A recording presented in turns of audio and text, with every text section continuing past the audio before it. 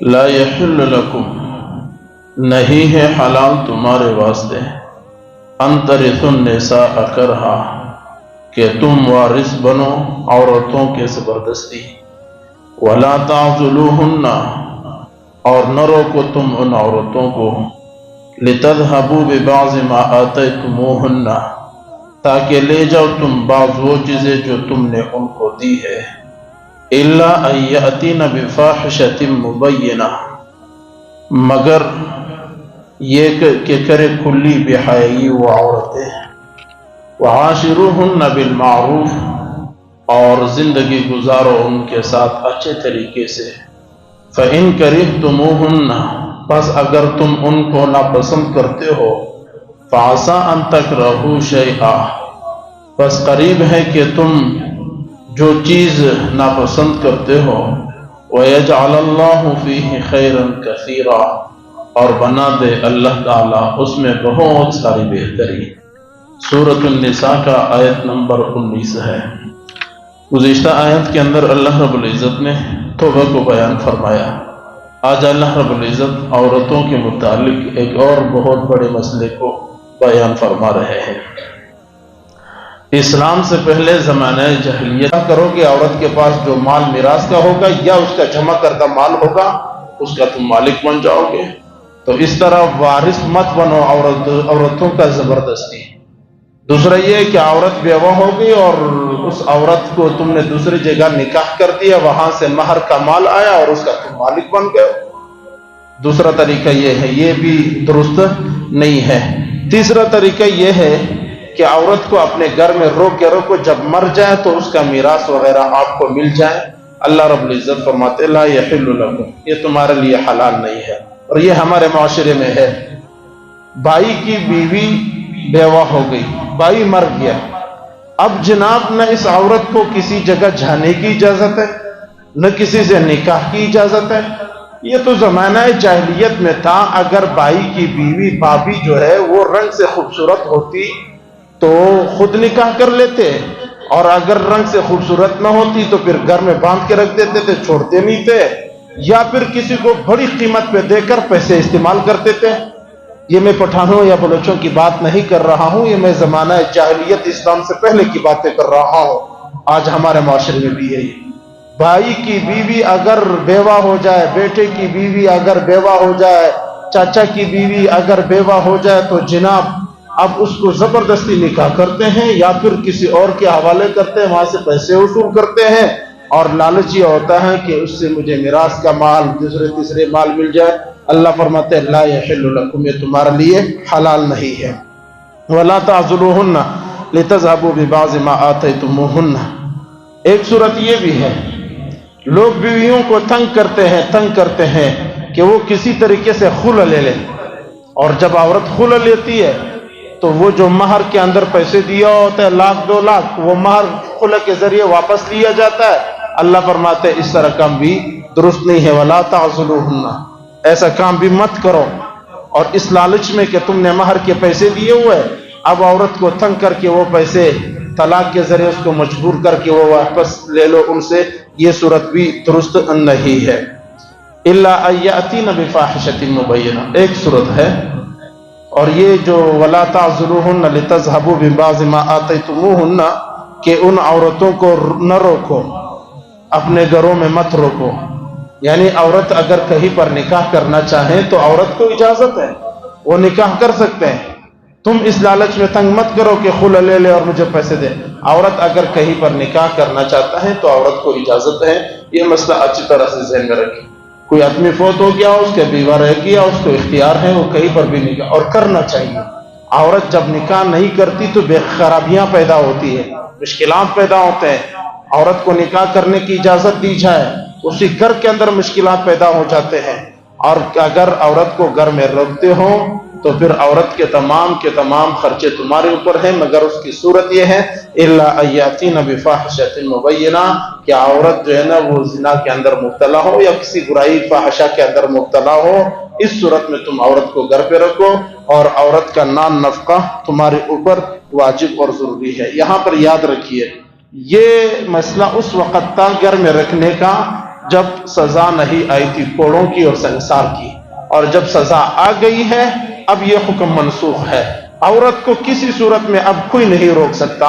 عورت جوان ہے، شوہر مر گیا ہے، جدھر نکاح کرنا چاہے اس سے نکاح کرنے کی اجازت دے دیں۔ اگر آپ خود بھی نکاح کرنا چاہتے ہیں اور کسی لالچ، پیسے، میراث وغیرہ کے لالچ کے بغیر، تو آپ بھی نکاح کر سکتے ہیں، لیکن کسی اور لالچ میں روکنا جائز نہیں ہے۔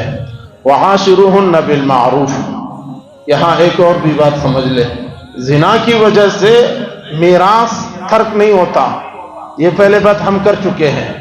کفر اور قتل کے سوا کوئی راستہ نہیں ہے میراث کے روکنے کا۔ اگر کوئی عورت کسی مرد کا کسی جگہ پر زنا میں پایا جائے تو اس کی وجہ سے، بے حیائی کی وجہ سے اس کا میراث ساقط نہیں ہوتا، میراث اسی طرح اس کا جاری رہتا ہے۔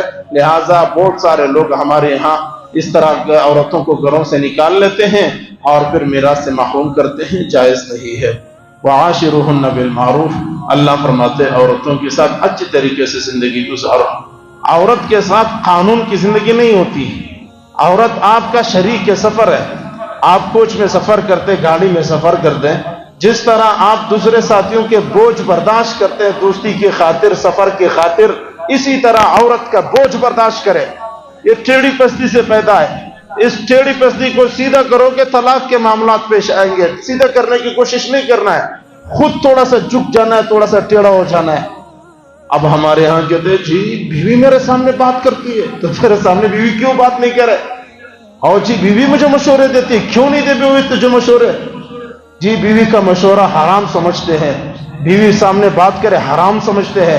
دیکھیے حضور علیہ الصلوۃ والسلام اما عائشہ کو کہتے ہیں مسواک لے لے، اما عائشہ مسواک لیتی، چباتی ہے، حضور کہتے پھر مجھے دو، پھر میں مسواک لگاتا ہوں۔ اما عائشہ نے پانی پیا، حضور نے پایا عائشہ کہاں سے پانی پیا؟ حضور نے بتایا، عائشہ نے بتایا کہ یہاں سے پیا، پھر حضور نے وہیں سے پانی پیا۔ اما عائشہ گھر میں تھوڑا پریشان بیٹھی، حضور نے کہا عائشہ آؤ میں سیر کراتا ہوں۔ مسجد نبوی کے پاس کھڑے ہوئے، صحابہ تیر اندازی کر رہے، مشق کر رہے جہاد کی۔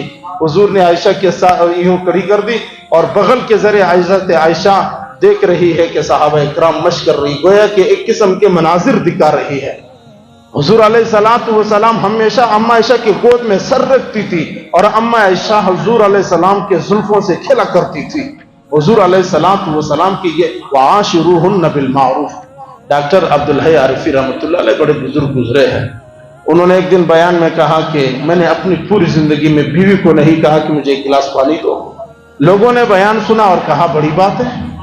وہ گھر میں عورتوں نے جا کے پرچی دی اور حضرت ڈاکٹر عبدالحی عارفی رحمۃ اللہ علیہ کی بیوی سے پوچھا کہ ڈاکٹر صاحب نے آج بیان میں کہا ہے کہ میں نے اپنی پوری زندگی میں کبھی بیوی کو نہیں کہا ہے کہ جی مجھے کوئی چیز دے دو۔ وہ بھی اللہ والیاں بزرگ تھی، انہوں نے کہا کہ جاؤ ڈاکٹر صاحب سے کہہ دو کبھی میں نے تجھے اتنا موقع دیا ہے کہ تم مجھ سے کوئی چیز مانگ لو، میں نے تو تیرے ساتھ زندگی ایسی گزاری ہے کہ تجھے موقع ہی نہیں دیا کہ تم مجھ سے کچھ مانگ لے۔ حضرت شیخ الہند رحمۃ اللہ علیہ، مولانا محمود الحسن دیوبندی رحمۃ اللہ علیہ میٹھا کھاتے تھے، کڑوی چیز نہیں، مسالے دار چیز نہیں کھا سکتے تھے۔ ایک دن بڑے خوشی کے ساتھ جمعرات کو چاول لائے، بیوی کو دیا اور کہا مجھے پکا کے دو۔ وعاشروہن بالمعروف، بیوی کے ساتھ اچھے طریقے سے زندگی گزارو۔ اس کا مقصد یہ ہے، حضرت شیخ الہند رحمۃ اللہ علیہ نے چاول دیا کہ پکا کے دو، وہ چاول میٹھے بنانا چاہیے تھے، بیوی نے غلطی سے چینی کی جگہ مسالہ ڈال دیا اور کڑوا کر دیا۔ جمعے کی نماز کے بعد حضرت شیخ الہند رحمۃ اللہ علیہ کے سامنے جب چاول پیش کیے اور چاول کھانے لگے تو حضرت کا پسینے چھوٹ گئے۔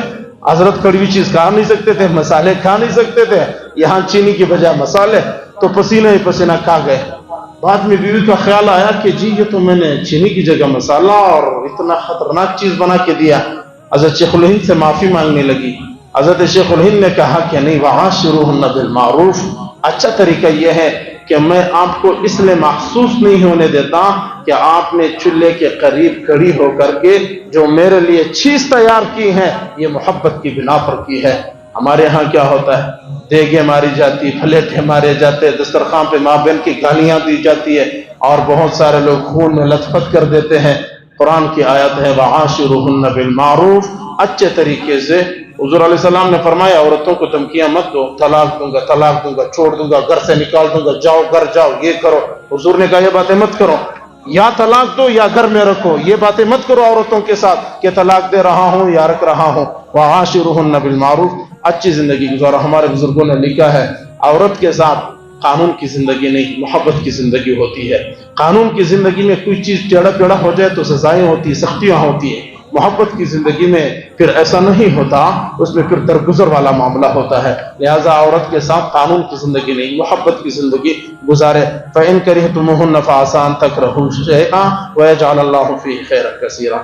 اللہ فرماتے کہ تم شاید عورت کے اندر کوئی چیز برا محسوس کرو، طبی طور پر، مزاج کے طور پر تمہیں کوئی چیز برا لگ جائے، حالات کی وجہ سے، کسی بھی وجہ سے، وَيَجْعَلَ اللَّهُ فِيهِ خَيْرًا كَثِيرًا، ہو سکتا ہے اللہ نے اس میں بلائیاں رکھی ہیں۔ بھائی دیکھیں اللہ رب العزت نے ہر انسان میں اچھی صفات اور برے صفات رکھے ہیں۔ ہر انسان میں اچھی خوبیاں اور برائیاں ہوتی ہیں، تو کبھی انسان کو برائی بری لگ جاتی ہے، کبھی اچھائی لگ جاتی ہے۔ تو اللہ فرماتے ہیں وَيَجْعَلَ اللَّهُ فِيهِ خَيْرًا كَثِيرًا، عورت کے اندر کبھی کبھی اچھائی ہوتی ہے، کبھی برائی ہو جاتی ہے، تمہیں نہیں پتہ چلتا، تم برا سمجھتے ہو سکتا ہے اس میں خیر ہو۔ لہٰذا اللہ رب العزت نے یہ بتا دیا ہے عورت کے ساتھ اچھے طریقے سے زندگی گزارنا چاہیے۔